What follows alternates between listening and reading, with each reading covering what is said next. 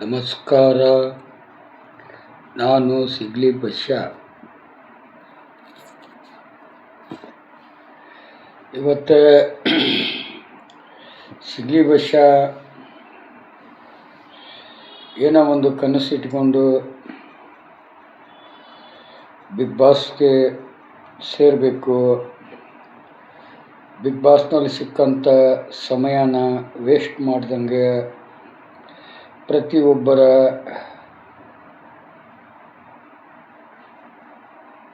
Contact ಜೊತೆಯಲ್ಲಿ ಈ ಸಿಗ್ಲಿ ಬಶ್ಯಾ ಮನೋರಂಜನೆ ಕೊಡಬೇಕು.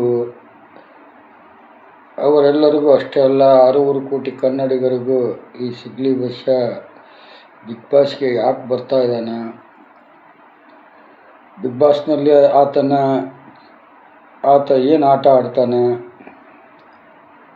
ಅನ್ನೋ ಕುತೂಹಲ ನಿಮ್ಮದು. ಬಟ್ ಈ ಸಿಗ್ಲಿ ಬಶ್ಯಾ ಬಿಗ್ ಬಾಸ್ಗೆ ಬರಲಿಕ್ಕೆ ಒಂದೇ ಒಂದು ಕಾರಣ. ನೀವೆಲ್ಲ 12 ಬಿಗ್ ಬಾಸ್ ಹೀರೋಗಳಾಗಿದ್ದೀರಿ, ಆದರೆ ಈಗ 13ನೇ ಬಿಗ್ ಬಾಸ್. ಈ ಬಿಗ್ ಬಾಸ್ನಲ್ಲಿ ಈ ಸಿಗ್ಲಿ ಬಶ್ಯಾನು 100 ಕಿಲೋಮೀಟ್ರ್ ಪಾದಯಾತ್ರೆ ಮಾಡಿ ನಾನು ಬಿಗ್ ಬಾಸ್ ಮನೆ ಸೇರ್ತೀನಿ. ನನಗೂ ಸ್ವಲ್ಪ ದುಡ್ಡಿನ ಅವಶ್ಯಕತೆ ಇದೆ, ಮಗಳು ಮದುವೆ ಇದೆ, ಮತ್ತು ಏನಾದರೂ ಒಂದು ಒಳ್ಳೆಯ ವ್ಯಾಪಾರ ಮಾಡಿಕೊಂಡು ಸಾರ್ವಜನಿಕರ ಜೊತೆಯಲ್ಲಿ ನಾನು ಉಳಿದ ಆಯಸ್ಸನ್ನು ಸಂತೋಷವಾಗಿ ತೀರಿಸಬೇಕು ಅಂತ ನಾನು ಬಿಗ್ ಬಾಸ್ಗೆ ಪಾದಾರ್ಪಣೆ ಮಾಡಬೇಕಂತ ಆಸೆಯಿಂದ, ಮತ್ತು ನನಗೆ ಪ್ರೋತ್ಸಾಹ ಕೊಟ್ಟಂಥ ಕೆಲವೊಂದು ಪೊಲೀಸ್ ಅಧಿಕಾರಿಗಳಾಗಿರಲಿ, ಕೆಲವೊಂದು ನ್ಯಾಯವಾದಿಗಳಾಗಿರಲಿ, ಕೆಲವೊಂದು ಮಾಧ್ಯಮಗಳಾಗಿರಲಿ, ಇವರೆಲ್ಲ ಸಿಗ್ಲಿ ಬಶ್ಯಾ ನೀನು ಬಿಗ್ ಬಾಸ್ಗೆ ಹೋದರೆ ನಿಜವಾಗಿ 160ರಷ್ಟು ಜನರು ಜಾಗೃತರಾಗ್ತಾರೆ, ಕಾನೂನು ವ್ಯವಸ್ಥೆಯನ್ನು ಅರಿತಾರೆ, ಮತ್ತು ತಮ್ಮ ಒಂದು ತಪ್ಪು ಒಪ್ಪುಗಳ ಬಗ್ಗೆ ತಾವೇ ಆರ್ಗ್ಯುಮೆಂಟ್ ಮಾಡಿಕೊಂಡು ನ್ಯಾಯ ಪಡ್ಕೊಳ್ಳೋಂಥ ವ್ಯವಸ್ಥೆಗೆ ಬರ್ತಾರೆ. ಇವೆಲ್ಲ ಕಾಮಿಡಿ ಬಿಗ್ ಬಾಸ್ TRPಗೋಸ್ಕರ ಬದುಕು ಇವೆಲ್ಲ ಆಗಬಾರ್ದಂದ್ರೆ ನಿನ್ನಂಥ ಒಬ್ಬ ವ್ಯಕ್ತಿ ಹೋಗಬೇಕು. ವೃತ್ತಿ ಯಾವುದಾದ್ರೇನು, ಪ್ರವೃತ್ತಿ ಉತ್ತಮವಾಗೈತಿ. ನಿವೃತ್ತಿಯಲ್ಲಿ ನೀನು ಅನುಭವಿಸಿದ ಪ್ರತಿಯೊಂದು ಜೈಲುಗಳಲ್ಲಿ ಪ್ರತಿಯೊಬ್ಬ ಪ್ರಜೆನೂ ಅನುಭವಿಸಿದ ಕಷ್ಟ ನಷ್ಟಗಳ ಬಗ್ಗೆ, ತಪ್ಪು ತೀರ್ಪು ಯಾವುದು, ಸುಳ್ಳು ತೀರ್ಪು, ಸತ್ಯದ ತೀರ್ಪು ಯಾವುದು, ಮತ್ತು ದುಡ್ಡಿದ್ದವರು ಯಾವ ರೀತಿ ಬಿಡುಗಡೆ ಆಗ್ತಾರೆ, ದುಡ್ಡಿಲ್ಲದವ್ರಿಗೆ ಯಾವ ರೀತಿ ಶಿಕ್ಷೆ ಆಗುತ್ತೆ, ವಕೀಲರ ಕೆಲಸ ಏನು, ಪೊಲೀಸರ ಕೆಲಸ ಏನು, ಮಾಧ್ಯಮಗಳ ಕೆಲಸ ಏನು, ನ್ಯಾಯಾಧೀಶರ ಕೆಲಸ ಏನು, ರಾಜಕಾರಣಿಗಳ ಕೆಲಸ ಏನು, ಪ್ರತಿಯೊಂದು ವ್ಯವಸ್ಥೆಗಳ ಬಗ್ಗೆ ಈ ಸಿಗ್ಲಿ ಬಶ್ಯಾ ಜನಜಾಗೃತಿ ಮೂಡಿಸ್ಲಿಕ್ಕೆ ಈ ಬಿಗ್ ಬಾಸ್ಗೆ ಕಾಲು ಇಡಬೇಕಂತ ಆಸೆ ಪಟ್ಟಿದ್ದ ಹೊರತು ನಾನು ಹೀರೋ ಆಗಬೇಕು, ನಾನು ಎಂಜಾಯ್ ಮಾಡಿ ಮೆರಿಬೇಕು, ಎಲ್ಲಕ್ಕಿಂತನೂ ದೊಡ್ಡ ಶ್ರೀಮಂತ ಆಗಬೇಕು ಅನ್ನೋ ಆಸೆ ನನಗಿಲ್ಲ. ನಂದು ಏನು ಆಸೆಯಪ್ಪ ಅಂದರೆ, ಜೈಲಲ್ಲಿದ್ದಾಗ ಸಿಗ್ಲಿ ಬಶ್ಯಾನಂತಲೇ ಪ್ರತಿಯೊಬ್ಬ ಪ್ರಜೆನೂ ಆರೋಪಿನೂ ಬಂದು ತನ್ನ ಕಷ್ಟ ನಷ್ಟಗಳ ಬಗ್ಗೆ ಹಂಚಿಕೊಂಡಾಗ ಅವ್ರಿಗೆಲ್ಲ ಅಲ್ಲಿ ಸಮಯ ಇತ್ತು, 4 ಗೋಡೆ ಮಧ್ಯದಲ್ಲಿ ಎಲ್ಲಿ ಹೋಗೋಕ್ಕೆ ಚಾನ್ಸ್ ಇದ್ದಿದ್ದಿಲ್ಲ. ಜೈಲಲ್ಲೇ ಸಾವಿರಾರು ಮಂದಿ ಆರೋಪಿಗಳಿಗೆ ಈ ಸಿಗ್ಲಿ ಬಶ್ಯಾ ಅವ್ರವ್ರ ಕಥೆಗಳ್ನ ಹೇಳಿ ಅವ್ರಿಗೆ ಆ ಒಂದು ಕೇಸ್ನಿಂದ ಸಂತೋಷ ಪಡೋಂಥವ್ರು ಸಂತೋಷ ಪಟ್ಟಿದ್ದಾರೆ. ಸ್ವಲ್ಪ ಜಾಗೃತಿಯಿಂದ ಕೇಸ್ ನಡೆಸ್ಕೋಬೇಕಂತ ಹೇಳಿದವರು ಆ ರೀತಿ ನಡೆಸ್ಕೊಂಡಿದ್ದಾರೆ. ಯಾಕಂದರೆ ಇವತ್ತು ಒಂದು ಪೊಲೀಸ್ ಕೈಗೆ ಒಂದು ಕತೆ ಸಿಕ್ತು ಅಂದರೆ ಆ ಕತೆ ಮುಗಿಯೋವರೆಗೂ ಆತನ ಜೀವನನ ಬರ್ಬಾದಾಗಿ ಹೋಗುತ್ತೆ. ಇವತ್ತು ದರ್ಶನ್ ಅವರ ಒಂದು ಪ್ರಕರಣದಲ್ಲಿ ಇದ್ದಂಥ ಆರೋಪಿಗಳು ಅವರೆಲ್ಲ ಇವತ್ತು ದರ್ಶನ್ ಅವ್ರದ್ದು 164 ಸ್ಟೇಟ್ಮೆಂಟ್ ಆಗೈತಿ. ಆಮೇಲೆ ಅವರೆಲ್ಲ ಆರೋಪಿಗಳು ಅವ್ರಿಗೆ ಮಾಪಿ ಸಾಕ್ಷಿ ಯಾವಾಗ ಅವರು ಒಳಪಡಬೇಕಾಗಿತ್ತು, 2 ವರ್ಷ ಆದ ನಂತರ ಇವರು ಮಾಪಿ ಸಾಕ್ಷಿಗೆ ಒಳಪಡಿಸ್ಬೇಕಂತಂದು ಕೇಳ್ತಾ ಇದ್ದಾರೆ. ಅಂದರೆ ಇಲ್ಲೇ ಅವರ ತಪ್ಪು ಮುಖ್ಯ ಅಲ್ಲ, ಅವರು ಆ ಜಾಗಕ್ಕೆ ಹೋಗಿದ್ದು ಮುಖ್ಯ ಅಲ್ಲ, ಆದರೆ ಅವರಿಗೆ ಕೆಲವೊಂದು ಪ್ರಜೆಗಳು ದರ್ಶನ್ ಅವ್ರಿಗೆ ಶಿಕ್ಷೆ ಆಗಬೇಕು, ಅವನು ಹೊರಗೆ ಬಂದರೆ ನಮ್ಮ ಜೀವನ ಹಾಳಾಕತಿ ಅನ್ನೋಂಥವರು ಪ್ರದೋಷಿಗೆ ಅವರು ಸಪೋರ್ಟ್ ಕೊಡ್ತಾ ಇದ್ದಾರೆ, ಅಥವಾ ದುಡ್ಡಿಗೋಸ್ಕರ ಏನಾದರೂ ಆಸೆ ಪಟ್ಟಿದ್ದಾನೋ, ಅಥವಾ ದರ್ಶನ್ ಅವರು ಏನಾದರೂ ಜೈಲಲ್ಲಿ ಅವ್ರಿಗೇನಾದರೂ ಅಂದರು. ಒಟ್ಟಿನಲ್ಲಿ ಆತ ಈಗ ಮಾಪಿ ಸಾಕ್ಷಿಗೆ ಅರ್ಹನಾಗಿದ್ದಾನಂತ ನ್ಯಾಯಾಂಗ ಹೇಳಿ ಆ ಸಾಕ್ಷಿ ತಗೊಂಡ್ರೂ ಆ ಸಾಕ್ಷಿ ಅಂತೂ ಅಷ್ಟೊಂದು ಸ್ಟ್ರಾಂಗ್ ಆಗಂಗಿಲ್ಲ. ಯಾಕಂದರೆ ಒಂದು ಪ್ರತಿಕೂಲ ಸಾಕ್ಷಿ ಇರೋದು ಒಂದೇ, ಒಂದು ಮಾಪಿ ಸಾಕ್ಷಿ ಇರೋದು ಒಂದೇ. ಪ್ರತಿಕೂಲ ಸಾಕ್ಷಿ ಅಂದರೆ ಏನೋ ಬಸ್ಯ ಅಂತ ನೀವು ಕೇಳ್ತೀರಿ. ಚಾರ್ಜ್ ಶೀಟಿ ಒಳಗಡೆ ಏನು ಬರೆದಿದ್ದಾರೆ ಅನ್ನೋದು ಆ ಒಂದು ಸಾಕ್ಷಿದಾರನಿಗೆ ಗೊತ್ತಿರೋದಿಲ್ಲ.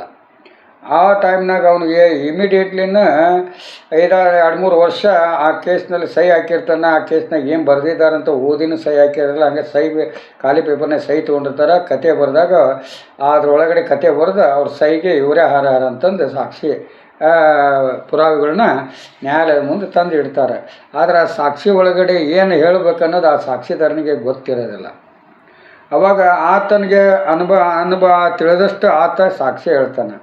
ಈ ಪಿ ಅವರು ಅವನ್ನ ಪ್ರಶ್ನೆ ಮಾಡ್ತಾರೆ, ಇಲ್ಲಿ ನಿಂತಂಥ ಆರೋಪಿಗಳು ಏನಾದರೂ ಇದಕ್ಕೆ ಗೊತ್ತಾ ಅಂತಾನೆ. ಗೊತ್ತಿಲ್ಲ ಬಿಡ್ರಿ ಅಂತಾನೆ. ಯಾಕಂತಂದರೆ ಇವ್ರು ಕೇಳೋದು ಒಂದು, ಅವನು ಹೇಳೋದು ಒಂದು.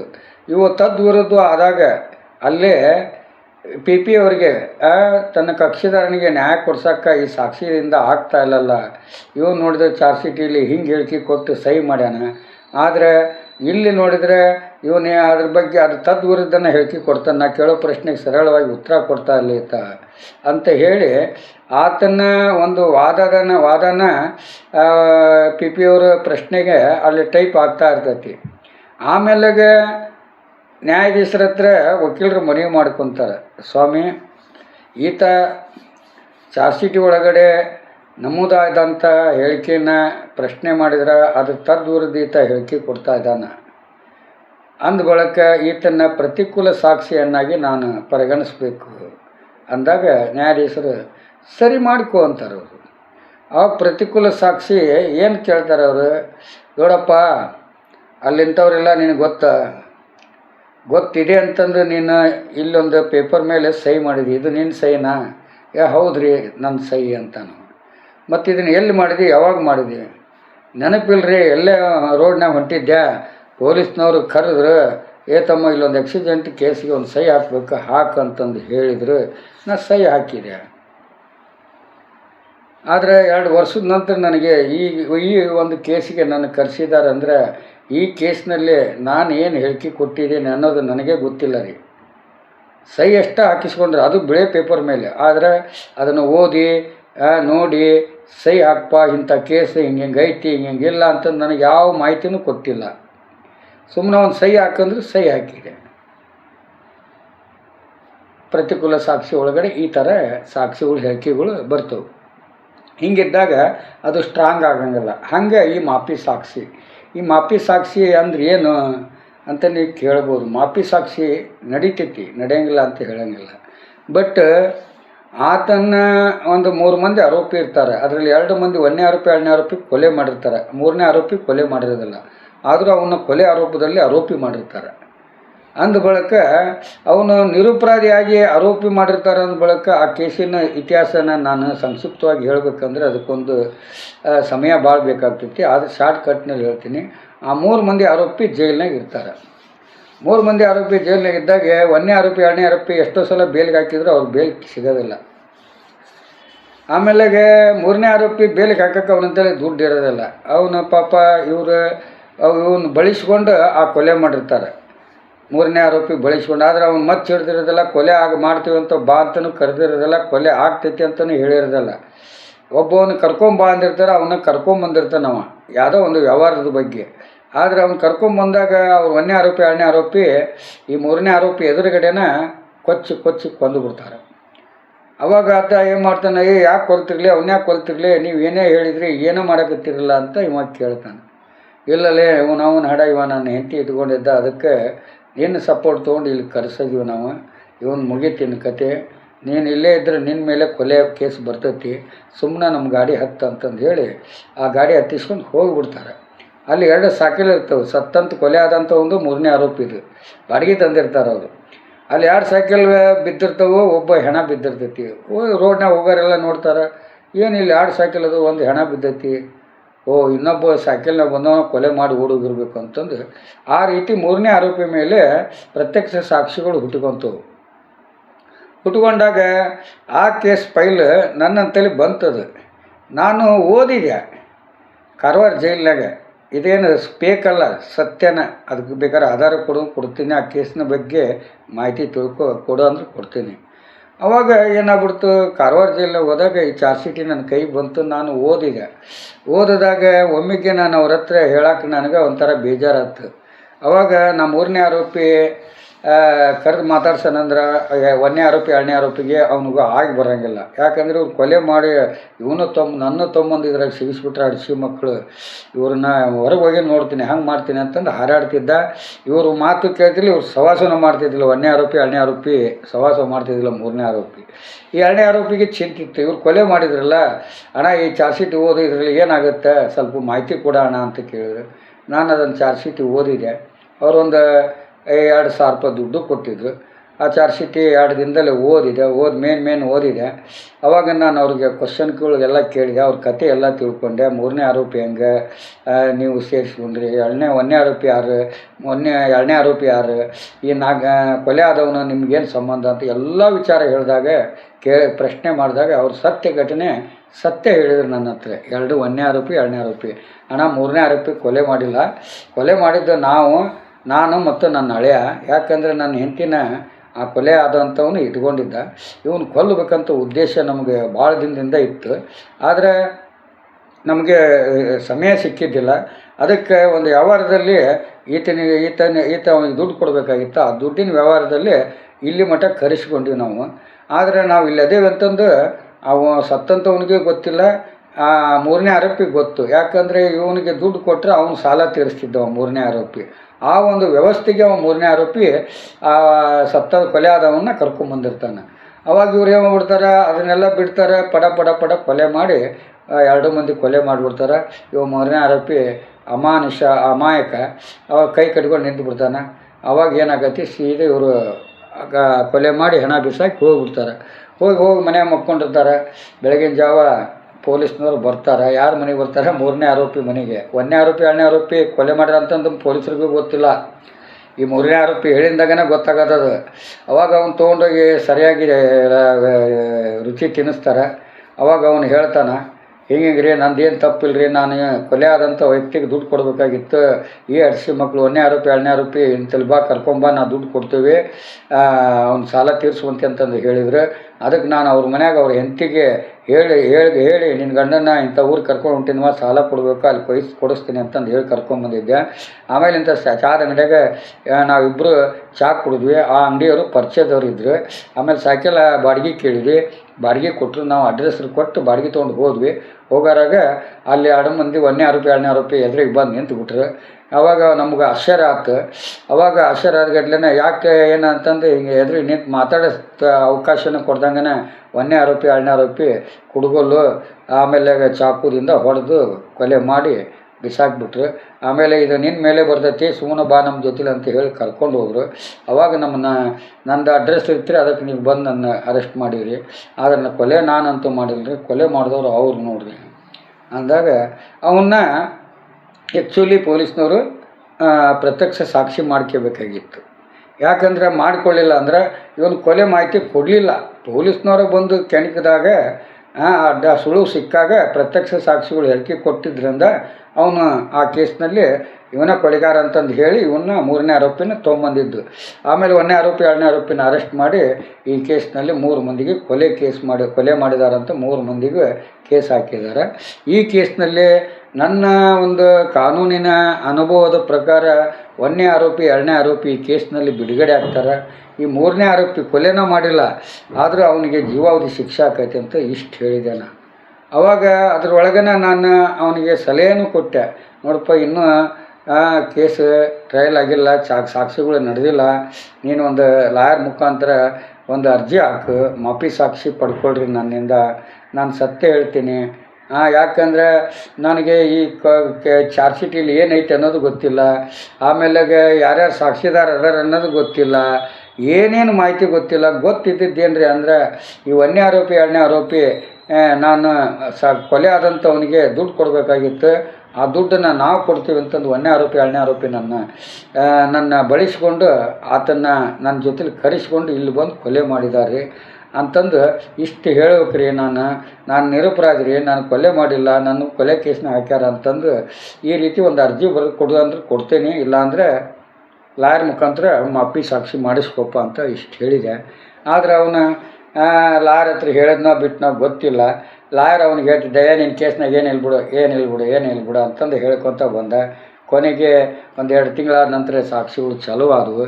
ಸಾಕ್ಷಿಗಳು ನಡೆದಾಗ ಮಿತ್ತಲ್ಕೋಡ್ ಅಂತ ನ್ಯಾಯಾಧೀಶರು ಇದ್ರೂ ಯಾರೋ ಇದ್ರು ಅಲ್ಲಿ, ಮಿತ್ತಲ್ಕೋಡ ಅಥವಾ ಶ್ರೀಧರ ಜಡ್ಜ್ಗಳು ಇದ್ದಿರ್ಬೇಕು. ಅವರು ಒಂದು ತೀರ್ಪು ಕೊಟ್ಟಿದ್ದಿದ್ದು ಈ ಪ್ರಕರಣದಲ್ಲಿ 1ನೇ ಆರೋಪಿ 2ನೇ ಆರೋಪಿ ನಿರಪರಾಧಿ ಮಾಡಿದ್ದೀನಪ್ಪ, 3ನೇ ಆರೋಪಿ ಜೀವಾವಧಿ ಶಿಕ್ಷೆ ಆಗೈತಿ ಹೋಗು ಅಂತಂದು ಶಿಕ್ಷೆ ಕೊಟ್ಟು ಕಳಿಸಿದ್ರು. ಆವಾಗ ಈ ಒಂದು ಅವನ ಹೆಸರು 3ನೇ ಆರೋಪಿ ಹೆಸರು ಚಿಕ್ಕ ಅಂತಂದು, ಅವ್ರು 1ನೇ ಆರೋಪಿ 2ನೇ ಆರೋಪಿ ಹೆಸರು ಗೊತ್ತಿಲ್ಲ. ಯಾಕಂದ್ರೆ ಅವ್ರು ಕಾರವಾರ ಜೈಲ್ನಾಗ ಅಷ್ಟೇ ನನಗೆ ಸಿಕ್ಕಿದ್ರು. ಆದರೆ ಇವ 3ನೇ ಆರೋಪಿ ಚಿಕ್ಕ ಅನ್ನೋನು ಜೀವಾವಧಿ ಶಿಕ್ಷೆ ಆಗಿದ ನಂತರ ನನ್ನ ಮುಂದೆ ಅವ್ನು ರಿಲೀಸ್ ಆಗಿ ಹೋದ 14 ವರ್ಷ ಶಿಕ್ಷೆ ತೀರಿಸಿ. ಅದಕ್ಕೆ ಹೇಳೋದು, ಒಬ್ಬ ನಿರಪರಾಧಿ ಅಪರಾಧಿ ಆಗ್ತಾನೆ, ಅಪರಾಧಿ ಆದವರು ನಿರಪರಾಧಿ ಆಗ್ತಾರೆ. ಇಂಥ ಒಂದು ಜಾಗೃತಿನ ನಾನು ಬಿಗ್ ಬಾಸ್ನಲ್ಲಿ ನಿಮ್ಮೆಲ್ಲರ ಮುಂದೆ ಹಂಚ್ಕೋಬೇಕು. ಒಬ್ಬ ನಿರಪರಾಧಿನ ಆಗಬೇಕು, ಅಪರಾಧಿಗೆ ತಕ್ಕ ಮಟ್ಟಿಗೆ ಶಿಕ್ಷೆ ಆಗಬೇಕನ್ನೋ ಉದ್ದೇಶ ನಂದೈತಿ ಹೊರತು ಇವತ್ತು ನಾನು ಬೇರೆ ಯಾವ ಆಸೆ ಇಟ್ಕೊಂಡು ದುರಾಸೆ ಇಟ್ಕೊಂಡು ಬಂದಿಲ್ಲ. ಹಿಂದೆ ನಾನು ಕಲಾ ಮಾಧ್ಯಮ ಜಾಗೃತಿ ವರದಿಗಾರರಿಗೆ ನಾನು ವರದಿ ಕೊಟ್ಟಾಗ ಎಷ್ಟೋ ಫಾಲೋವರ್ಸ್ಗಳು ಸಿಗ್ಲಿ ವರ್ಷ ಹಂಗಾಗಬೇಕು, ಸಿಗ್ಲಿ ವರ್ಷ ಸುಪ್ರೀಂ ಆಗಬೇಕು, ಸಿಗ್ಲಿ ವರ್ಷ ಪ್ರಧಾನಿ ಆಗಬೇಕು, ಸಿಗ್ಲಿ ವರ್ಷ ರಾಷ್ಟ್ರಪತಿ ಆಗಬೇಕು, ಸಿಗ್ಲಿ ವರ್ಷ ಹೀರೋ ಆಗಬೇಕು, ಏನೇನೋ ಒಂದೊಂದು ಕಾಮೆಂಟ್ಗಳು ಮಾಡಿ ನನ್ನ ಮೇಲೆ ಎತ್ತಿಬಿಟ್ರಿ. ಅವಾಗ ನನಗೆ ಇನ್ನೂ ಹೋರಾಟ ಮಾಡ್ಬೇಕಂತ ಛಲ ಬಂತು. ಯಾವನೋ ಒಬ್ಬವನು ನನ್ನ ಹತ್ರನ ಸಂಘ ಬೆಳೆಸಿ ನನಗೊಂದು 7,000 ರೂಪಾಯಿ ದುಡ್ಡು ಕೊಟ್ಟಿದ್ದ. ಆ ದುಡ್ಡು ನನ್ನ ಕಡೆಯಿಂದ ಕೊಡೋಕ್ಕಾಗಿದ್ದಿಲ್ಲ, ತಡ್ಕೊಳಪ್ಪ ಅಂತ ಇಷ್ಟು ಹೇಳಿದ್ದಕ್ಕೆ ಆತ ನಾನು ಇಲ್ದಾಗ ಮನೆ ಹತ್ರ ಬಂದು ಕೆಟ್ಟ ಕೊಳಕ ಬೈದು ಆತ ಹೋದ. ಆವಾಗ ನನಗೆ ಮತ್ತೆ ಫೋನ್ ಮಾಡಿ ಕೇಳಿದಾಗ ಹಂಗೆ ಮನೆ ಹತ್ರ ಯಾಕೆ ಹೋದಿ ಹಿಂಗೆ ಅಂತ ನಾನು ಅವ್ನಿಗೆ ಬೈದಾಡಿದಕ್ಕೆ ನಿನಗೆ ಹೆಂಗೆ ಮಾಡ್ಬೇಕು, ನಾನು ಹೆಂಗೆ ರೊಕ್ಕ ವಸೂಲಿ ಮಾಡ್ಬೇಕು ತಡಿ ಅಂತಂದು ಹೋಗಿ ಆತ ನನ್ನ ಮೇಲೆ ಸುಳ್ಳು ಕೇಸ್ ಒಂದು ಕಂಪ್ಲೇಂಟ್ ಮಾಡಿದ. ಏನಂತ, ಸಿಗ್ಲಿ ಬಸ್ಸ ನನ್ನ ಹತ್ರ 70,000 ರೂಪಾಯಿ ಜಗಳೂರು ಪೊಲೀಸ್ ಸ್ಟೇಷನ್ನ ಪಕ್ಕದಲ್ಲಿನ ಒಂದು ಚಾದ ಅಂಗಡಿಯಾಗ ಬಂಗಾರ ಕೊಡಿಸ್ತೀನಿ ಅಂತ ಕರ್ಕೊಂಡೋಗಿ ಬಂಗಾರ ಕೊಡಿಸ್ತೇನೆ, ದುಡ್ಡು ತೊಗೊಂಡು ಎಸ್ಕೇಪ್ ಆಗಿ ಹೋದ್ರಿ ಅಂತ ಹೇಳಿ 11 ತಿಂಗಳು ಹಿಂದೆ ಆದಂಥ ಈ ಘಟನೆ ಅವನೇ ಹೇಳಿದಾನ. 11 ತಿಂಗಳದ ಹಿಂದೆ ಈ ಥರ ಸಿಗ್ಲಿ ವಶ್ಯ ಮಾಡಿದಾನ. ಈಗ ನಾನು ಕಂಪ್ಲೇಂಟ್ ಕೊಡಕ್ಕೆ ಬಂದಿದ್ರೆ ನಾನು ಕಂಪ್ಲೇಂಟ್ ತೊಗೋಬೇಕು ಅಂತಂದು ಪೊಲೀಸರಿಗೆ ಹೇಳಿದಾಗ ಅದನ್ನು ಈ ಯಾರು ನ್ಯೂಸ್ 18 ಕನ್ನಡ ಚಾನಲ್ನವರು ನ್ಯೂಸ್ 18 ಕನ್ನಡ ಚಾನಲ್ನವರು ಸಿಗ್ಲಿ ವರ್ಷ 3 ನಾಮ ಹಾಕಿದ, ಸಿಗ್ಲಿ ವರ್ಷ ಹಂಗೆ ಮಾಡಿದೆ ಹಿಂಗೆ ಮಾಡಿದೆ ಅಂತಂದು ಇಡೀ ಟಿ ವಿ ಒಳಗೆ ಪೇಪರ್ ಒಳಗಡೆ ಫೋನ್ ಒಳಗಡೆ ಎಲ್ಲನೂ ಬಿಟ್ಬಿಟ್ರೆ ಅವಾಗ ಜನರು ಸಿಗ್ಲಿ ವರ್ಷ ಒಳ್ಳೆಯವನಾಗ್ಯಾನ ಅಂತಂದು ಎಲ್ಲರೂ ಸಂತೋಷದಿಂದ ಒಳ್ಳೇದು ಆಗಬೇಕು ಅವನಿಗೆ ಅಂತಂದು ಆಸೆ ಪಡ್ತಿದ್ರು. ಆದರೆ ಈ ಪೇಪರ್ನಾಗ ಟಿವಿಯಾಗ ಮೊಬೈಲ್ನಾಗ ಬಂದಿದ್ದು ನೋಡಿದ ಗಡ್ಲೆನ ಎಷ್ಟೋ ಮಂದಿ ನನಗೆ ಕೆಟ್ಟಾಗಿ ಕಾಮೆಂಟ್ ಮಾಡಿದರು. ಮಾಡಿಕೊಡ್ರಪ್ಪ, ನಾನಂತೂ ಮಾಡಿಲ್ಲ. ಯಾಕಂದರೆ ಪೊಲೀಸ್ ಸ್ಟೇಷನ್ನಲ್ಲಿ ಪೊಲೀಸ್ ಅಧಿಕಾರಿ ಇರ್ತಾನೆ, ಕಂಪ್ಲೇಂಟ್ ಕೊಟ್ಟವನು ಇರ್ತಾನೆ, ಅಲ್ಲಿ ಸಾಕ್ಷಿಗಳು ಇರ್ತಾವೆ. ಅದ್ರ ಮೇಲೆ ಏನಾಗುತ್ತೆ ನೋಡೋಣ ಅಂತಂದು ನಾನು ಸ್ಟೇಷನ್ಗೆ ಹೋಗಿ, ಸ್ವಾಮಿ ಈ ತಪ್ಪು ನಾ ಮಾಡಿಲ್ಲ, ನಿಮ್ಮಲ್ಲಿ ಏನಾದ್ರೂ ಅವನಿಗೆ ಮೋಸ ಮಾಡಿ ದುಡ್ಡು ತೊಗೊಂಡೋಗ್ಯಾನಂದ ಏನಾದರೂ ಆಧಾರ ಇದ್ದರೆ ತೆಗೆದು ತೋರಿಸ್ರಿ. ಅವನು ನನಗೆ ಪರಿಚಯ, 11 ತಿಂಗಳಿಂದನೂ ಪರಿಚಯ. ಆದರೆ ಅವನು ನನಗೆ 7,000 ರೂಪಾಯಿ ದುಡ್ಡು ಸಾಲ ಕೊಟ್ಟಿದ್ದ. ಆದರೆ ಬಂಗಾರ ಕೊಡ್ತೀನಿ ಕೊಡು ಅಂತಂದು 70,000-60,000 ರೂಪಾಯಿಯನ್ನು ಜಗಳೂರಾಗ ಇಸ್ಕೊಂಡು ಹೋಗ್ಯಾನ ಅಂತಂದು ಏನು ಹೇಳಿಕೆ ಕೊಟ್ಟಾನಲ್ಲ, ಅದು ಶುದ್ಧ ಸುಳ್ಳು. ಅದು ಸಾಬೀತುಪಡಿಸ್ರಿ ನೋಡೋಣ ಅಂತ ಕೇಳಿದೆ ನಾನು ಕೊಟ್ಟಿದ್ದಕ್ಕೆ. ಅವಾಗ ಆಯ್ತಪ್ಪ FSL ರಿಪೋರ್ಟ್ ನೋಡಿ ಇದು ಮಾಡ್ತೀವಿ ಅಂತಂದು ನನ್ನ ಅವ್ರ ನಂಬರ್ ತೊಗೊಂಡು FSL ರಿಪೋರ್ಟ್ ನೋಡಿದರು. ಕೊನೆಗೆ ಆ ಕೇಸ್ನಲ್ಲಿ ಸಿಗ್ಲಿ ವರ್ಷ ಆರೋಪಿ ಮಾಡಲಿಕ್ಕೆ ಪೊಲೀಸರಿಗೂ ಆಗಲಿಲ್ಲ. ಅದಕ್ಕೆ ಅವ್ರು ಕರೆದು ನೋಡ್ಕೋ ಬಸ್ಸ ಈ ಕೇಸ್ನಲ್ಲಿ ನಿಂದೇನು ತಪ್ಪಿಲ್ಲ, ನೀನು ಮನೆಗೆ ಹೋಗ್ಬೋದು ಅಂತ ನನ್ನ ಬಿಟ್ಟು ಕಳಿಸಿದ್ರು. ಆಮೇಲೆ ಅವ್ನು ಕಂಪ್ಲೇಂಟ್ ಕೊಟ್ಟವನಿಗೆ ನಾನು ಕೇಸ್ ಹಾಕ್ಬೋದಾಗಿತ್ತು. ಅವನೊಬ್ಬ ಹುಚ್ಚು ನನ್ನ ಮಗ, ದುಶ್ಮನಿಗೂ ಜೈಲು ಬೇಡ ಅನ್ನೋಂಥ ಬಸ್ಸ ನಾನು. ಅದಕ್ಕೆ ಈ ಮಾಧ್ಯಮಗಳು ಏನು ಮಾಡ್ತಾರಂದ್ರೆ ಬಳ್ಳಿ ಹೆಂಗಿಟ್ಟ, ಹೆಂಗೆ ಕಡ್ದ, ಹೆಂಗೆ ಮಾಡ್ದ, ಹಿಂಗೆ ತೋರಿಸ್ಯದ, ಹಿಂಗೆ ಮಾಡ್ದ ಅಂತಂದು ಏನು ಬಳ್ಳಾರಿ ಜಿಲ್ಲೆ ಹಿಂಗೆ ತೋರಿಸ್ತಿದ್ರಲ್ಲ, ಹಾಗೆ ಒಬ್ಬ ವ್ಯಕ್ತಿ ಏರ್ತಾ ಇದ್ದಾಗ ಅವನು ಏನಾದರೂ ಒಂದು ಸ್ವಲ್ಪ ಅನುಮಾನದ್ರಾಗ ಒಂದು ಏನಾರ ಎಳೆ ಸಿಕ್ತಂದ್ರೆ ಇವ್ರು ಪಬ್ಲಿಕ್ ಮಾಡಿಬಿಡ್ತಾರೆ. ಈಗ ನನ್ನ ಮಾನ ಮರೋದು ಹೋಗ್ತಲ್ಲ, ಇದನ್ನು ಯಾರು ಕೊಡ್ತಾರೆ? ಏನು TV 18 ನ್ಯೂಸ್ನವ್ರು ಏನಾರು ಕೊಡ್ತಾರೆ? ಕೊಡ್ತಾರೆ ಇವರು ನನ್ನ ಮಾನ ಹೋಗಿದ್ದಕ್ಕೆ? ಒಂದು ವರದಿ ಕೊಡಬೇಕಾದ್ರೆ, ವರದಿ ಹಾಕಬೇಕಾದ್ರೆ, ಒಬ್ಬ ವ್ಯಕ್ತಿ ಮೇಲೆ ಮಾತಾಡಬೇಕಾದ್ರೆ ಸ್ವಲ್ಪ ನಾಲ್ಗಿನ ಅನ್ನ ತಿಂದು ನಾಲ್ಗಿನ ಇಂದ ಮಾತಾಡ್ರಿ, ಹೇಳಿ ತಿಂದು ಮಾತಾಡೋಕೆ ಹೋಗ್ಬೇಡ್ರಿ ಅಂತ ನಾನು ಮಾಧ್ಯಮಗಳಿಗೆ ಹೇಳೋದು. ಯಾರು TV ಯಾರು ನ್ಯೂಸ್ 18 ಕನ್ನಡ ನ್ಯೂಸ್, ಒಟ್ಟಿಗೆ ಅನ್ನ ತಿಂತೀರಿ, ನೀವು ಹೇಳಿ ತಿಂತೀರಿ ನೀವು? ಈಗ ನನಗಾದಂಥ ಅವಮಾನ ಯಾರು? ಇದಕ್ಕೊಂದು ಉದಾಹರಣೆ ಕೊಡ್ತೀನಿ. ದಂಡಪೇಟೆಗ ಒಬ್ಬನು 7 ವರ್ಷದ ಹುಡುಗಿ ರೇಪ್ ಮಾಡ್ಯಾನ ಅಂತಂದು ಉದ್ದೇಶಪೂರ್ವಕವಾಗಿ ಸುಳ್ಳು ಹಬ್ಬಿಸಿ ಜನರನ್ನೆಲ್ಲ ಪುಕ್ಲೆಬ್ಬಿಸಿ ಒಂದು ಅತ್ಯಾಚಾರ ಮಾಡ್ಯಾನಂತಂದು ಅವ್ನು ತೋರಿಸಿದ್ಗಡ್ಲಿನ ಇಡೀ ಜನರು ಅಲ್ಲಿ ದಂಡಪೇಟೆ ಒಳಗಡೆ ನೂರಾರು ಮಂದಿ ಅವನಿಗೆ ಹಾಕ್ಕೊಂಡು ಹೊಡೆದ್ರು, ಕ್ಯಾರ್ಲಿ ಹೊಡೆದ್ರು, ಕ್ಯಾರ್ಲಾರ ಕೊಳ್ಳಾಗ ಹಾಕಿ ಟೇಷನ್ ಮಠ ತಂದರು. ಕೊನೆಗೆ ಅವ 1 ವರ್ಷದಾಗ ಆ ಕೇಸ್ ಬಿಡುಗಡೆ ಆಯ್ತು. ಅವ ಅತ್ಯಾಚಾರ ಮಾಡಿಲ್ಲ, ಆಕೆ ಶರೀರದೊಳಗೆ ಎಳ್ನೀರು ಗಂಜಿ ಹಾಕ್ಯಾರಂತಂದು ರಿಪೋರ್ಟ್ ಬಂತು, ಕೇಸ್ ಹಾಕ್ಬಿಟ್ಟಾತು. ಮತ್ತೀಗ ಅವ್ನು ಕ್ಯಾರ್ಲಿ ಹೊಡೆದಿದ್ದು, ಇದು ಮಾಡಿದ್ದು, ಇದನ್ನು ಯಾರು ಕೊಡ್ತಾರೆ? ಬೋಳಿ ಮಕ್ಕಳ. ಒಬ್ಬನ ಹಕ್ಕಿಗೆ ಧಕ್ಕೆ ಕೊಡೋಕೆ ನೀವು ಯಾರು? ಕಾನೂನ ಕೊಡೋಂಗಿಲ್ಲ ಧಕ್ಕೆನ. ಇನ್ನೂ ಕೋರ್ಟ್ನಲ್ಲಿ ವಿಚಾರಣೆ ನಡೀತೈತಿ. ಆಗಲೇ ದರ್ಶನಿಗೆ ಇದು ಎಫೆಕ್ಟು, ಅದು ಎಫೆಕ್ಟು, ಇದು ಎಫೆಕ್ಟು ಬಳ್ಳಿ ಇಟ್ಟಿಟ್ಟು ತೋರಿಸ್ತಿರಲ್ಲ, ಹೊಟ್ಟಿಗೆ ಅನ್ನ ತಿಂತೀರಿ, ನೀವು ಹೇಳಿ ತಿಂತೀರಿ ನೀವು? Head the crime but not the criminal. ಆರೋಪಕ್ಕೆ ಮಾತ್ರ ದರ್ಶನ ಆರೋಪಿಯಾಗಿದ್ದಾನೆ, ಬಟ್ ನಾಟ್ ದಿ ಕ್ರಿಮಿನಲ್. ಅವನ ಹಕ್ಕಿಗೆ, ಅವನ ಕುಟುಂಬದ ಹಕ್ಕಿಗೆ ಧಕ್ಕೆ ಕೊಡೋಕೆ ನೀವು ಯಾರು? ಅವನ ಅಪರಾಧ ಮಾಡಿದ್ರೆ ಕೋರ್ಟ್ ಶಿಕ್ಷೆ ಕೊಡ್ಬೋದು, ಅವನ ಅಪರಾಧ ಮಾಡಲಿಲ್ಲ ನಿರಪರಾಧಿ ಆಗ್ಬೋದು. ನಿಮ್ದು ಏನು ವರದಿ ಕೊಡೋದು ಆ ವರದಿ ಅಷ್ಟೇ ಕೊಡ್ಬೇಕು. ನೀವೇ ಜಡ್ಜು, ನೀವೇ ಆರ್ಗ್ಯುಮೆಂಟ್, ನೀವೇ ಲಾಯರ್ ಆಗಿಬಿಟ್ರೆ ಮತ್ತು ಇದೇ ಆಗಬೇಕು. ನೀವೇ ಸಾಕ್ಷಿ ಆಗಿಬಿಡ್ಬೇಕಾಗಿತ್ತಲ್ಲ ಆ ಕೇಸ್ನಾಗೆ. ದರ್ಶನ್ ಮಾಡಿದಾನಪ್ಪ ಅಂತ ನಾವು ಸಾಕ್ಷಿ ಆಗ್ತೀವ್ರಿ ಅಂತಂದು TRPಗೋಸ್ಕರ ಹೇಳಿ ತಿನ್ನೋಕ್ಕೋಸ್ಕರ ನೀವು ತಲೆ ಹಿಡಿಯೋ ಕೆಲಸ ಮಾಡ್ತಿರಲ್ಲ, ಅದನ್ನು ಬಿಡೋದು ಕಲೀರಿ ಮಕ್ಕಳ. ದೇಶ ಯಾವ ಪರಿಸ್ಥಿತಿಯಲ್ಲಿ ಐತಿ, ಯಾವ ರೀತಿ ಇವತ್ತು ದೇಶ ಹೊಂಟೈತಿ ಅನ್ನೋದ್ರ ಬಗ್ಗೆ ಅರಿವು ಇಟ್ಕೊಡ್ರಿ. ನಿಮ್ಮಂಥ ಹಲ್ಕ ಸೊಳೆ ಮಕ್ಕಳಿಂದನೇ ಇವತ್ತು ಈ ದೇಶ ಹಾಳಾಗ್ತಾ ಇರೋದು. ಈ ದೇಶಕ್ಕೆ 4 ಕಂಬ ಅನ್ನೋ ಏನದವಲ್ಲ, ನ್ಯಾಯಾಂಗ, ಕಾರ್ಯಾಂಗ, ಶಾಸಕಾಂಗ, ಮಾಧ್ಯಮಾಂಗ, ಇವು 4 ಕಂಬಗಳು ಆಳಾಳಿತಲ್ದಂಗೆ ಕೆಟ್ಟ ಕೆರೆ ಹಿಡಿದವು. ಹೆಂಗೆ ದೇಸಾಯಿ, ದೇಶಪಾಂಡೆ, ಕುಲಕರ್ಣಿ, ಪಟೇಲ್, ಶಾಂಭೋಗ್ ಅನ್ನೋರು ಹೆಂಗೆ ನಾಶ ಆದ್ರಲ್ಲ, ನೀವು ಇನ್ನು ಮುಂದೆ ನಾಶ ಆಗ್ತೀರಿ. ನಿಮಗೂ ಕರ್ಮ ಬಿಡಂಗಿಲ್ಲ. ಒಟ್ಟು ತಿಳ್ಕೊಳ್ರಿ, ಒಬ್ಬವನ ಹಿಂದೆ ಎಷ್ಟು ಕುಟುಂಬಗಳು ಆಶ್ರಯಲ್ಲಿ ಬದುಕ್ತಾರ ಅಂತಂದು.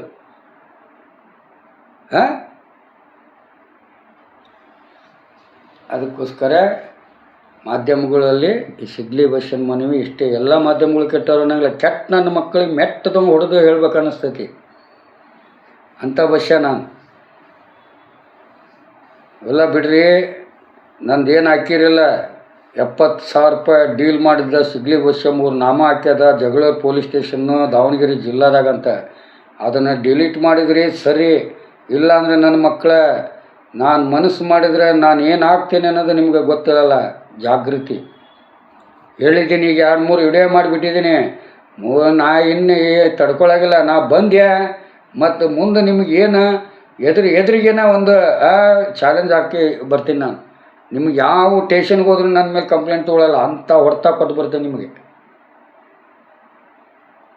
ಒಳ್ಳೆ ಮಕ್ಕಳು ಸುಳ್ಳು ಯಾಕೆ ಹೇಳ್ತೀರಿ? ವರದಿ ಯಾಕೆ ನನ್ನ ಕೇಳಬೇಕಾಗಿತ್ತು? ನಾನು ಬಂದು ಹೇಳಿದ್ನಲ್ಲ ನಿಮಗೆ, ಹಂಗಲ್ರಿ ಹಿಂಗೆ ಅಂತಂದು. ಈಗ ಅದನ್ನು ಡಿಲೀಟ್ ಮಾಡಂದ್ರೆ ಮಾಡ್ಬೇಕು, ಮುಕ್ಕಳಿ ಮುಚ್ಕೊಂಡು. ಮಾಡಿಲ್ಲ ಅಂದರೆ ಕಾಲಂತ ಬರ್ತೇನೆ. ಜಾಗೃತಿ.